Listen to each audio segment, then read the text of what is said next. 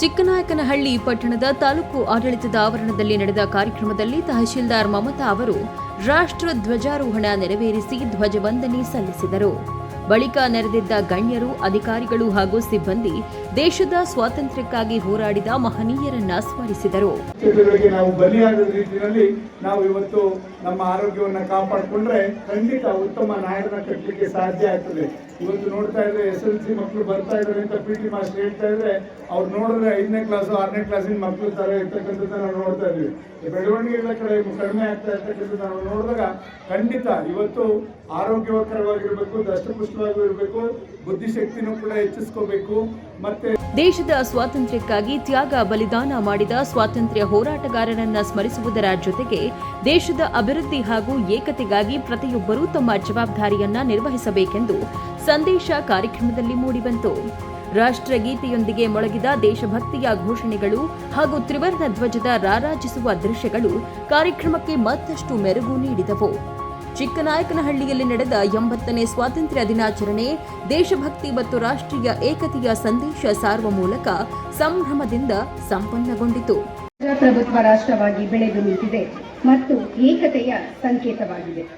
ಇಂದು ತ್ರಿವರ್ಣ ಧ್ವಜ ಮುಗಿಲೆತ್ತರಕ್ಕೆ ಹಾರಾಡುತ್ತಿರುವ ಹಿಂದೆ ಕೋಟ್ಯಾಂತರ ದೇಶಪ್ರೇಮಿಗಳ ಬೆವರು, ರಕ್ತ, ಸರ್ವಸ್ವ, ತ್ಯಾಗ ಅಡಗಿದೆ.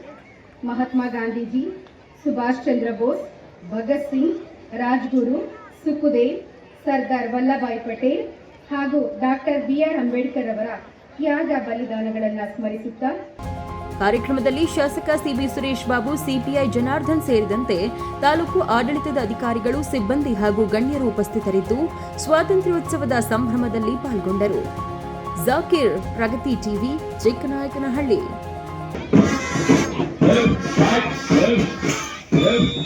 ದೇವನಹಳ್ಳಿ ತಾಲೂಕು ಪ್ರಸನ್ನಹಳ್ಳಿ ಬಳಿಯ ಆಕಾಶ್ ಇಂಟರ್ನ್ಯಾಷನಲ್ ಶಾಲಾ ಆವರಣದಲ್ಲಿ 80ನೇ ಸ್ವಾತಂತ್ರ್ಯ ದಿನಾಚರಣೆ ಕಾರ್ಯಕ್ರಮ ಅದ್ದೂರಿಯಾಗಿ ನಡೆಯಿತು.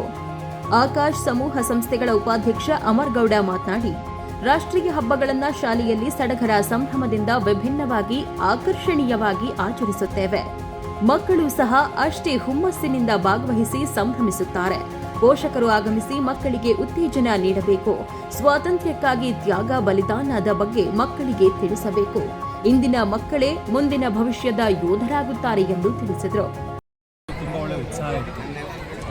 ಅವರಲ್ಲೂ ಕೂಡ ಒಂದು ಏನಂತೀವಿ, ಒಂದು ಎಜುಕೇಷನಲ್ ಪರ್ಪಸ್ಗೋಸ್ಕರ ಅದನ್ನು ನಾವು ಆಚರಣೆ ಮಾಡೋದು, ಮಕ್ಕಳಿಗೆ ನಮ್ಮ ಹಿರಿಯರು ಪಟ್ಟಂಥ ಶ್ರಮ, ನಮ್ಮ ಆ್ಯನ್ಸಿಸ್ಟರ್ಸ್ ಪಟ್ಟಂಥ ಸ್ಯಾಕ್ರಿಫೈಸಸ್ ಇದೆಲ್ಲ ಅವ್ರಿಗೆ ತಿಳಿಬೇಕು. ಇಂಥ ಕಾರ್ಯಕ್ರಮಗಳು ತುಂಬ ಮುಖ್ಯ. ಯಾಕಂದರೆ ಮಕ್ಕಳಿಗೆ ಅವರು ಮಾಡಿರೋ ಹೋರಾಟ, ಅವರು ತಗೊಂಡಿರೋ ಒಂದು ಜರ್ನಿ ಆಗುತ್ತೆ, ಇದೆಲ್ಲ ಈ ಥರ ಈವೆಂಟ್ಸ್ ಮುಖಾಂತರ ಅವ್ರಿಗೆ ತಿಳುವಳಿಕೆ ಆಗುತ್ತೆ. ಮತ್ತು ನಾವು ಪ್ರತಿ ವರ್ಷ ಇದೇ ಥರ ಆಗಸ್ಟ್ 15ಗೆ ಈ ಸಂದರ್ಭದಲ್ಲಿ ಆಕಾಶ್ ಸಮೂಹ ಸಂಸ್ಥೆಗಳ ಸಂಸ್ಥಾಪಕ ಅಧ್ಯಕ್ಷ ಮುನಿರಾಜು, ಅಧ್ಯಕ್ಷೆ ಪುಷ್ಪ, ಇನ್ನೂ ಹಲವು ಗಣ್ಯರು ಭಾಗಿಯಾಗಿದ್ದರು. ವಿನಯ್, ಪ್ರಗತಿ ಟಿವಿ, ದೇವನಹಳ್ಳಿ.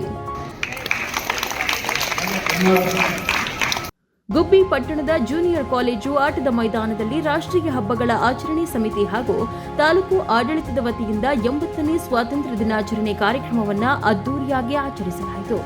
ಕಾರ್ಯಕ್ರಮದಲ್ಲಿ ರಾಷ್ಟ್ರೀಯ ಹಬ್ಬಗಳ ಆಚರಣೆ ಸಮಿತಿ ಅಧ್ಯಕ್ಷರು ಹಾಗೂ ತಹಶೀಲ್ದಾರ್ ಆರತಿ ವಿ ಅವರು ಧ್ವಜಾರೋಹಣ ನೆರವೇರಿಸಿ ಸ್ವಾತಂತ್ರ್ಯೋತ್ಸವದ ಸಂದೇಶ ಸಾರಿದರು.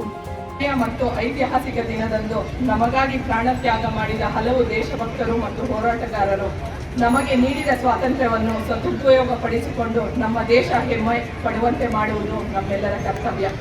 ಕಳೆದ 8 ದಶಕಗಳಲ್ಲಿ ನಾವು ವಿಜ್ಞಾನ, ತಂತ್ರಜ್ಞಾನ, ಕೃಷಿ, ಕ್ರೀಡೆ ಮತ್ತು ಬಾಹ್ಯಾಕಾಶ ಕ್ಷೇತ್ರದಲ್ಲಿ ಜಗತ್ತೇ ಹೆಮ್ಮೆ ಪಡುವಂತಹ ಸಾಧನೆಯನ್ನು ಮಾಡಿದ್ದೇವೆ. ಆದರೆ ಸ್ವಾತಂತ್ರ್ಯ ಕೇವಲ ಹಕ್ಕುಗಳನ್ನು ಅನುಭವಿಸುವುದಲ್ಲ, ನಿಭಾಯಿಸುವುದು, ನಮ್ಮ ದೇಶಕ್ಕೆ ಕೊಡುಗೆ ನೀಡುವಂತಹ ದೇಶದ ಕಡೆಗಿನ ಕರ್ತವ್ಯಗಳನ್ನು ನಿಭಾಯಿಸುವುದು ಹೌದು. ಕಾರ್ಯಕ್ರಮದ ಅಧ್ಯಕ್ಷತೆ ವಹಿಸಿದ್ದ ಶಾಸಕ SR ಶ್ರೀನಿವಾಸ್ ಮಾತನಾಡಿ, ದೇಶದ ಸ್ವಾತಂತ್ರ್ಯಕ್ಕಾಗಿ ಹೋರಾಡಿ ತಮ್ಮ ಪ್ರಾಣವನ್ನೇ ತ್ಯಾಗ ಮಾಡಿದ ಸ್ವಾತಂತ್ರ್ಯ ಹೋರಾಟಗಾರರನ್ನ ಸ್ಮರಿಸಿದರು. ಅವರ ತ್ಯಾಗ, ಬಲಿದಾನ ಹಾಗೂ ಆದರ್ಶಗಳನ್ನು ಇಂದಿನ ಯುವಜನತೆ ಮತ್ತು ವಿದ್ಯಾರ್ಥಿಗಳು ಜೀವನದಲ್ಲಿ ಅಳವಡಿಸಿಕೊಳ್ಳಬೇಕೆಂದು ಕರೆ ನೀಡಿದರು. ಪ್ರಸ್ತಾಪ ಮಾಡಿರ್ತಕ್ಕಂಥದ್ದನ್ನ ನಾನು ಗಮನಿಸ್ತಾ ಹೋದೆ. ಆದರೆ ವಿಶೇಷವಾಗಿ ನಾವೆಲ್ಲರೂ ಕೂಡ ಒಂದು ಸುಂದರ ಸಮಾಜವನ್ನು ಕಟ್ಟತಕ್ಕಂಥ, ಎಲ್ರಿಗೂ ಕೂಡ ಬದುಕಲಿಕ್ಕೆ ಅವಕಾಶ ಮಾಡಿಕೊಡ್ತಕ್ಕಂಥ ಕೆಲಸವನ್ನ ನಾವೆಲ್ಲರಿಗೂ ಕೂಡ ಈ ಸ್ವತಂತ್ರ ದಿನಾಚರಣೆಯಿಂದ ದಿವಸ ನಾವೆಲ್ಲ ಸಂಕಲ್ಪ ಮಾಡಬೇಕಾಗುತ್ತೆ. ಎಲ್ಲರೂ ಒಳ್ಳೆ ಸಮಾಜ ಕಟ್ತೀವಿ ಅಂತಕ್ಕಂಥ ಒಂದು ಸಂಕಲ್ಪವನ್ನು ನಾವೆಲ್ಲರೂ ಸೇರಿ ಮಾಡಬೇಕಾಗುತ್ತೆ.